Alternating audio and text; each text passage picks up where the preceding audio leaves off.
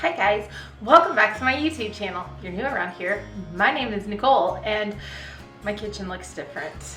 I mean, look at this.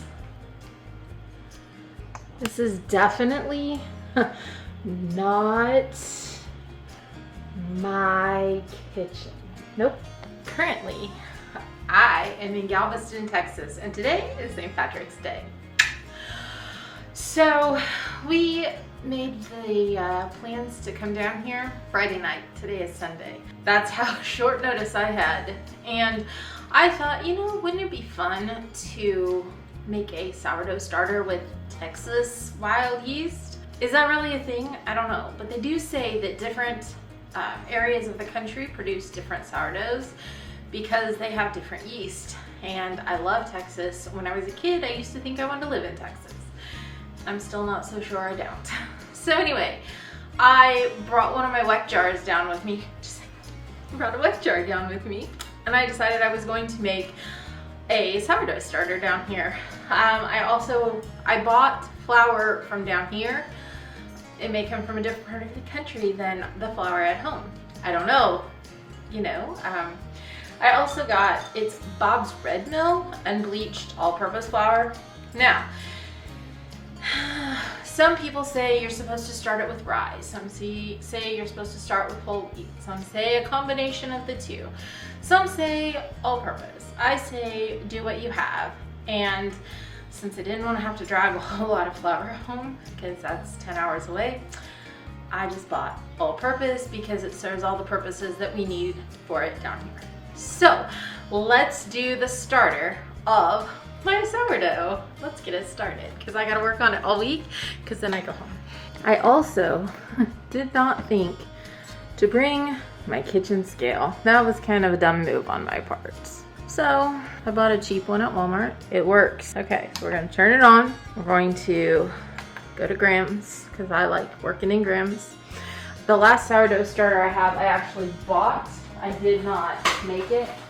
So this will be fun to see if I can do. I tried last fall and did not have any luck.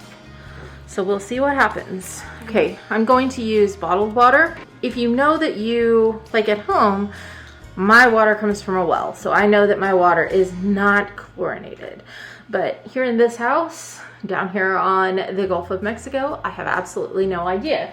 I do know that it has a septic system, so maybe it is well water. I don't know. I don't know where the water comes from. So I decided to go the bottled water route. If you do know that you have chlorinated water, you can leave your water out on the counter for 24 hours. The chlorine evaporates and then it'll work. So we are going to start with 50 grams of water.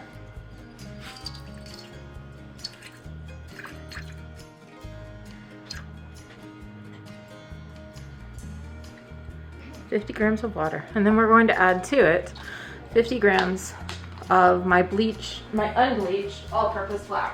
Now, if you use all-purpose flour, you do want to make sure that it is unbleached.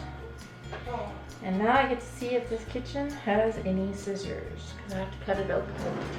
Okay, I do not see any scissors, so we're going to use a knife.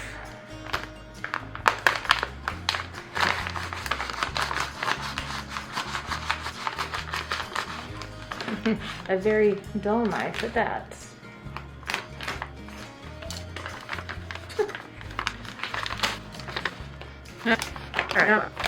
And my scale went off because it got tired of waiting on me.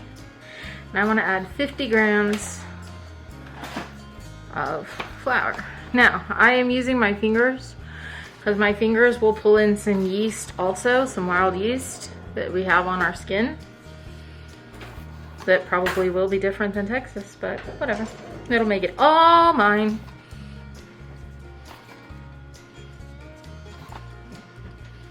Okay, we're just a smidge over, but I am going to use this. Okay, we're done with the scale for today. I don't want a whole lot of discard because that just seems wasteful to me. So we want to mix it up really, really well. Make sure that all the flour gets incorporated with that water.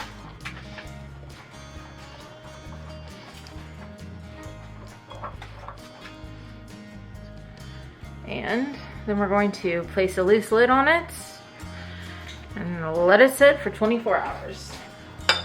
Now I took the seal off of this. I am gonna go ahead and probably put the clips on it. It does not make it that airtight. It just holds the lid on so that if it gets knocked over, hopefully the lid doesn't go flying and bust. Break glass everywhere. So we will check on it in 24 hours.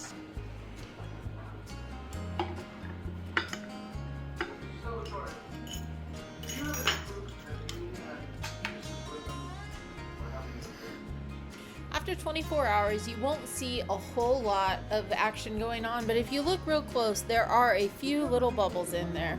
But it's time to feed, so let's get it done. Since I moved the jar, it's good to hit the tare button before you add the water. Now it's time to add the water. I've watched a lot of different things and I feel like I was a little bit off on adding my water, but I added 50 grams of water and 50 grams of flour. Roughly, you can see I was a little bit over, but that's okay. I did not discard half of it because I did not have that much in there, and everything that I have read said that I would be okay. Once you add the water, go ahead and mix the original starter that's in the glass with the new water to kind of loosen it up. The first day or so, it doesn't matter the amount of starter to your water flour ratio as long as it's pretty darn close. Anyway, we went ahead and did a 1-to-1 to whatever the starter was ratio on this day, and then once it is measured out, it is time to stir it up. Make sure that all of that flour gets well incorporated with that water and you don't have any dry flour in your jar.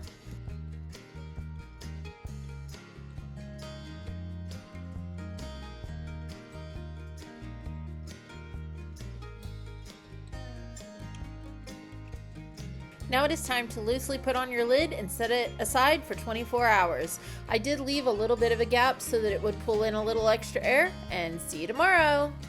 Here we are, day 3. And if you notice, look at all of these beautiful bubbles. Now, I did not have a rubber band with me. Usually you put a rubber band around it to see if there's any rising in it. I'm pretty sure there was, but again, I didn't have a marker or a rubber band or anything that I could mark it with. Go ahead and dump out half of that starter and let's prepare to feed.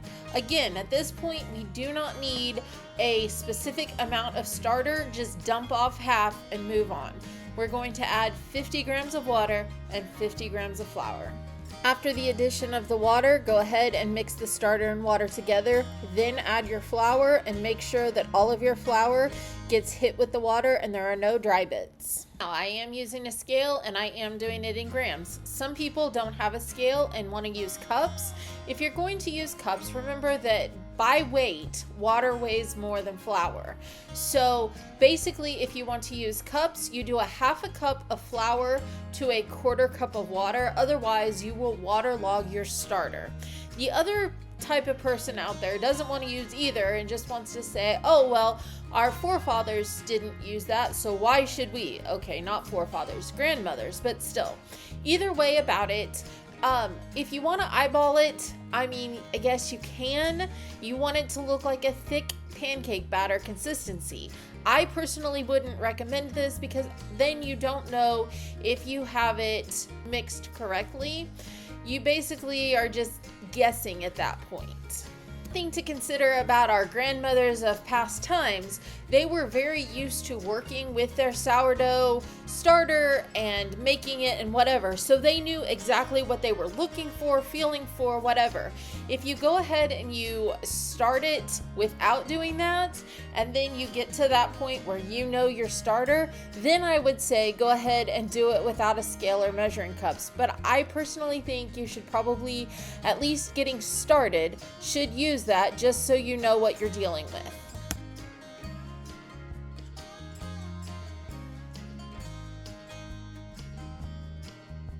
Now we are into weighing out our starter. I started with 25 grams of starter and added 50 grams of water, 50 grams of flour. The other thing is, do not put the rest of this starter down your pipes. They won't be happy about it. And there was a sign in this house that said these were touchy pipes. Anyway, you also don't want to collect this starter just yet. You always hear about discard recipes. You don't want to start collecting your discard from this until about day 7.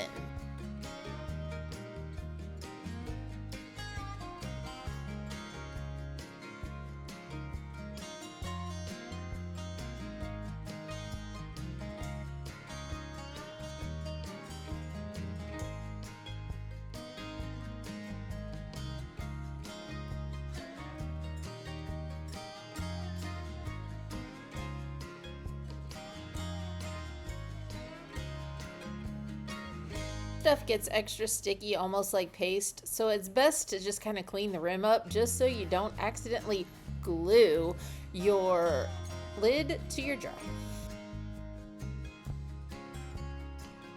Day 5 fell on Thursday. I knew that we were going to be packing up on Friday, so I handled Thursday a little bit differently.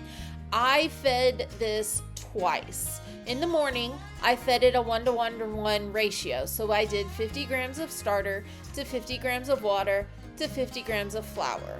When I fed it in the evening, I waited a little longer than I had been and fed it closer to 9 o'clock, where everything else had been between 5 and 6 in the afternoon. And I fed it again at a 1:1 ratio. Then I got up Friday morning, as you will see here in a minute, and I fed it again a 1:1 ratio, and then we put it in the cooler just as if I was putting it in the refrigerator to kind of make it go dormant for the ride home.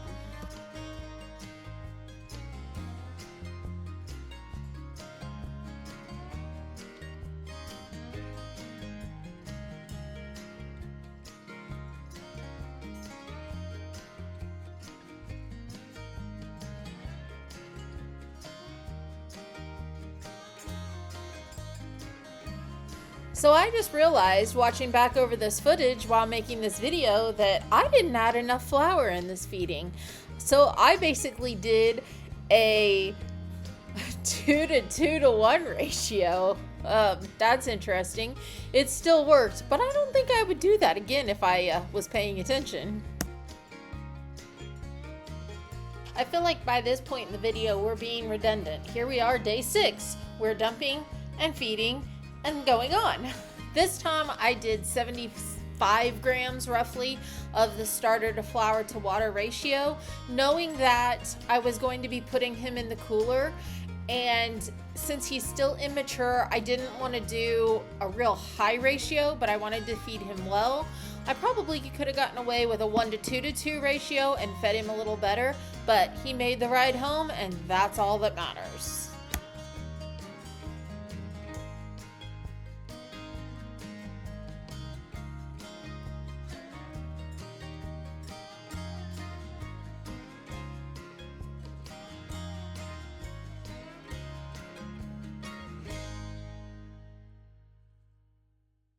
Day 7, he sat in the cooler all the way home from Texas to Missouri. We went from 70s to 40, barely 40 degrees. It was cold. Anyway, I won't complain yet. So, when I got home, he's not real active here. I had let him sit out on the counter all day to kind of come to room temperature. He does not have hooch on him, which is the liquid that forms when they are extremely hungry, so that's a good thing. Then what I did was I dumped him off, I added flour and water, and we proceeded on. Now he is a Texas-Missouri hybrid. By day 7, they say that they are active enough to make bread. By day 10, we tried making bread, but boy did it come out extremely dense. But that was on us, not on the starter or the bread or anything like that. By day 12, I made this loaf of bread, and it was amazing. Keep in mind, it is still an immature starter, and they will not be considered a mature starter until about 3 to 4 months in. If you try making your own starter based off of this, please let me know. And also, happy baking!